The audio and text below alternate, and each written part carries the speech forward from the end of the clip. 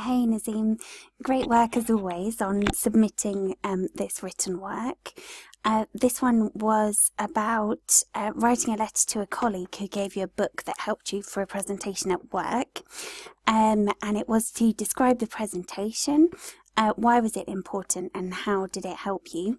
And yeah, this one's looking really good already. I've had a look through.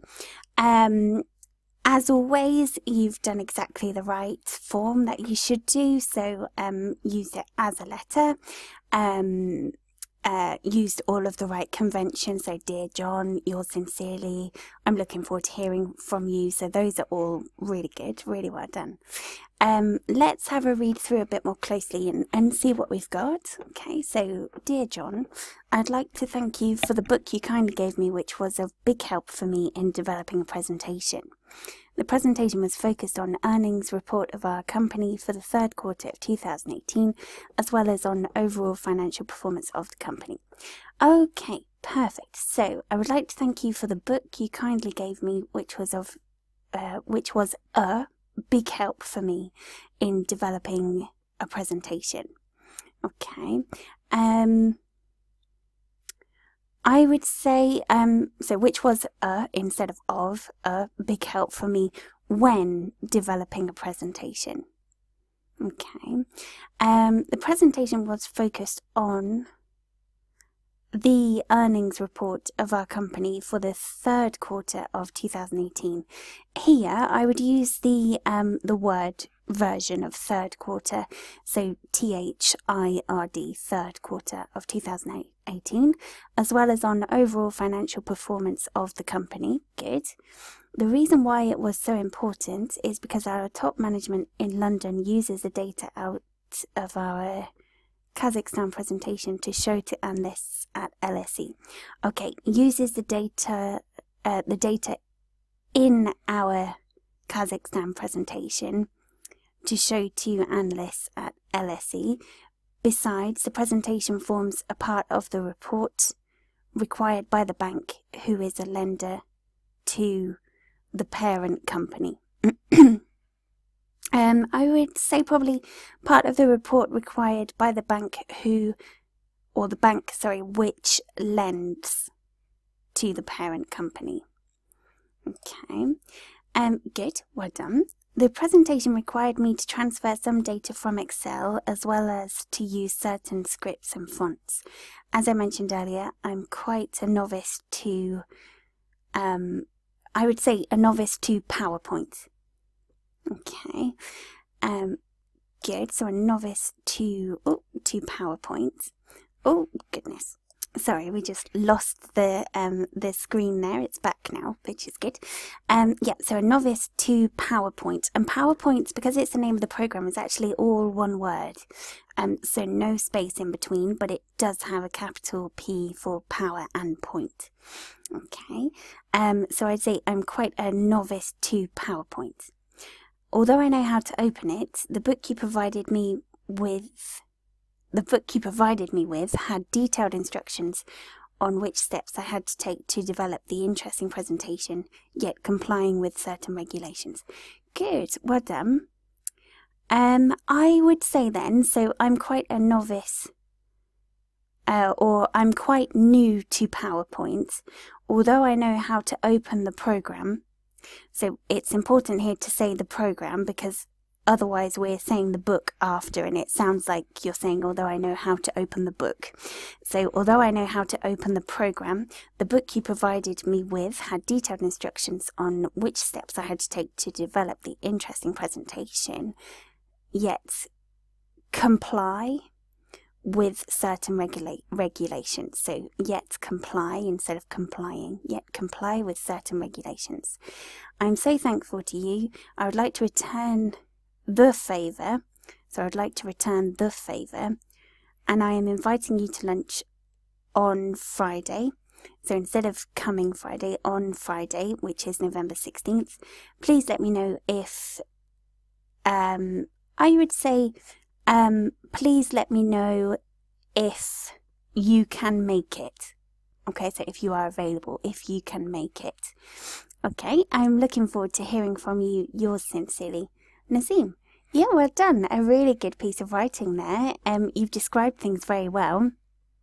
A couple of occasions where we're slightly changing the word order, but the information that you've got in there is very clear. Changing those couple of things that we spoke about there will make it even better, but it's a good piece of writing, so really well done. Well structured as well, which is really good to see. Let's move on to the next one then. So this one was completely different to the first one that you had. So which is better, to have children earlier or later in a woman's life? What are possible reasons and effects of these two tendencies on a personal scale and for society in general? Support your answer with specific reasons and examples. Okay, good. So quite a big question here. Let's see how you introduce then. So experts throughout the globe are at odds as to what age is best for both women and society to have children. Some of them feel that women having children as soon as they can is best, both for humans and for society. Others think that having children later works better for both society in general and individuals in particular. I personally believe that women need to have children later in their lives. This essay will discuss both options by proving points and stating arguments from Harvard and MIT. Okay, really well done. A nice strong start to your essay there. I would say, if we get back to the beginning sentence, experts throughout the globe, I would say experts around the globe, okay, are at odds as to what age is, I would say what age is best for both women and society to have children. I would say personal scale and society in general. Just looking back at the question there, I would take out this bit about society just here, at the end of that sentence, and say at odds as to what age is best for women to have children. Some of them feel that women having children as soon as they can is best, both for, I would say probably both for mothers and for society there. So there you've mentioned the part with society, so we can take that one out there. And to vary from saying women again, saying mothers, or possibly best for families and for society. Whichever one you prefer there, really. Others think that having children later works better for both society in general and individuals. Okay. I would say here that we could actually take this part out purely because we've said it here already. So it's almost a repetition. So we could just say others think that having children later works better, full stop. Okay. Because we've already said about women or mothers or families and society, so repeating that at this point is not really necessary. Okay, I personally believe that women need to have children later in their lives. Okay, so well stated opinion there, it's really good, and I personally believe is a nice touch as well. This essay will discuss both options by proving points and stating arguments from Harvard and MIT.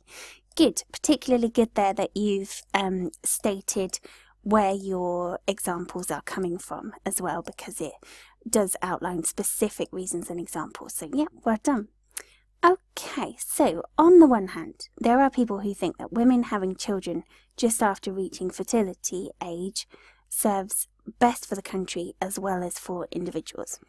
Okay, good. So again, you varied your language slightly here instead of saying the same thing over and over, which is good. Just after reaching fertility age, I would say here, just after becoming fertile. Okay, or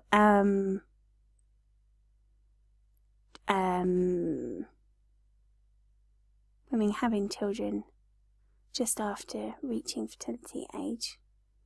Yeah, I would say probably just after becoming fertile. Okay, or possibly as soon as they are able, which would serve the same purpose there. Okay, not only are women healthy enough to give birth to children with no health issues, but they also have many years ahead to raise their children and help them. Okay, I would just make this bit slightly clearer and say enough to give birth to children with no health issues at a young age. They also have many years ahead to raise their children and help them. Okay, instead of help them, possibly support them. This decreases responsibility. Okay, so this decreases the responsibility imposed on society in the event of, the mother's death. For instance, a paper published by Harvard in 2018 indicates that 80% of children born earlier in women's life are healthy. Their mothers look after them. Okay, good.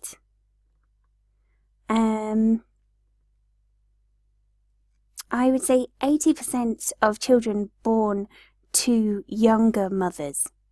Okay, so to make this bit slightly more natural, 80% of children born to younger mothers are healthy. Their mothers look after them. As a result, society does not spend too much time and effort to raise the youth, to raise the children, for example, or to raise their children. Therefore, early childbirth is beneficial for parents and cost-effective for society. Okay, well done. A really good example there with the percentage from Harvard.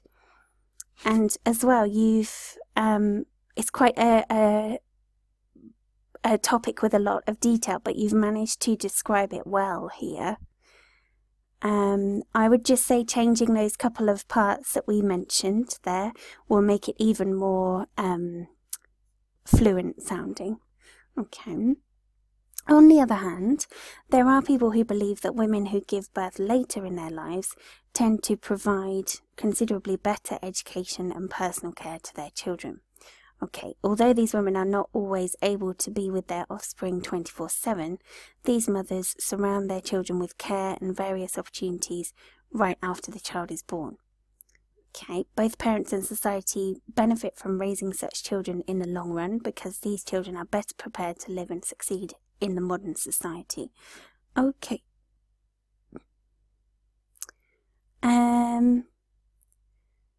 Good. For example, a study issued by MIT demonstrates, with an S, that 85% of children born to mothers who move reproduction later in their life scales, born to mature mothers, you could say, are considerably more educationally and professionally successful compared with their peers born to young mothers.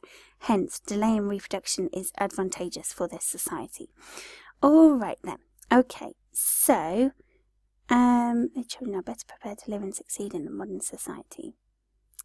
I would just say that this part here, mothers surround their children with care and various opportunities right after the child is born. So this part is slightly unclear as to how that is related to the mother being older. Is it that the mother is perhaps more worldly wise, so she's able to give them better opportunities because she has more maybe kind of more professional awareness, more money, more stability?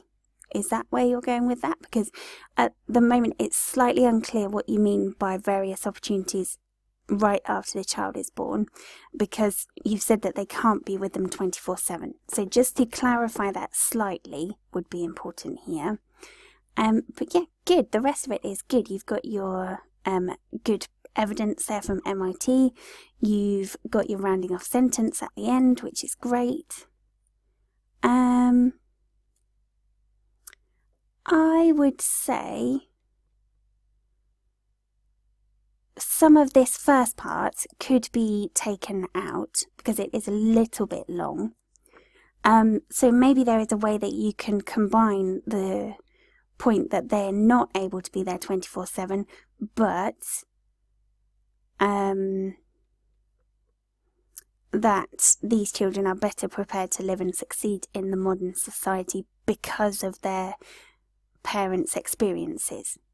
Okay, because they're a little bit older. And then have the evidence, and then have the rounding off sentence. Okay, and then your conclusion. So to conclude, I would like to say that both arguments have their own merits. Good, well done. However, the global trend for women is postponing childbirth. The trend will persist in the future. As a result, the number of so-called late children will grow year on year. Okay, so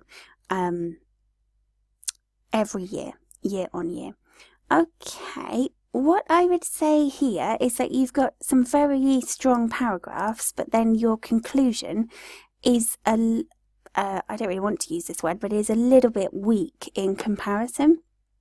So what you want to do, because you've got two such great paragraphs, is to really finish on a high note. Okay, so by saying that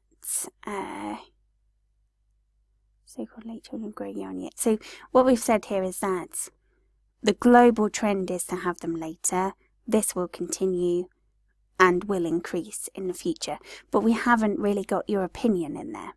Okay, so do you think it's a good idea for women to have children later?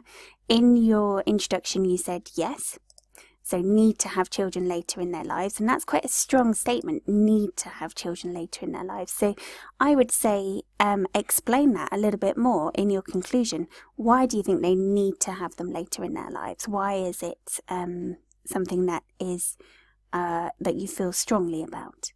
Okay, because although this conclusion is good, there's nothing wrong with it per se.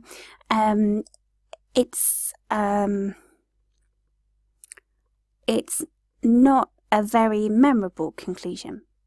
Okay, is what I'm trying to say, I guess. So what I would say is to just make it a little bit stronger. So explain your personal point of view. If you think of the examiner reading lots of these essays, it's very likely that lots of students will say this conclusion. Okay, but you want to make it show your opinion and what you think about this. Okay, so really put in your opinion in here, and end the essay on a high note, like you have done in these paragraphs already. Okay, but as always, some fantastic writing again. Your levels of accuracy are really good. There's just a few changes that we've made in there just to take it that little bit further, but as it goes, the level is good. I would say if you just tweak your conclusion a little bit, that will give a really good impression at the end of your essay, and then that will be great. Okay, so really well done. Keep working hard. We can see how much effort you're putting into this, and it's really great to see. So really well done. Fantastic.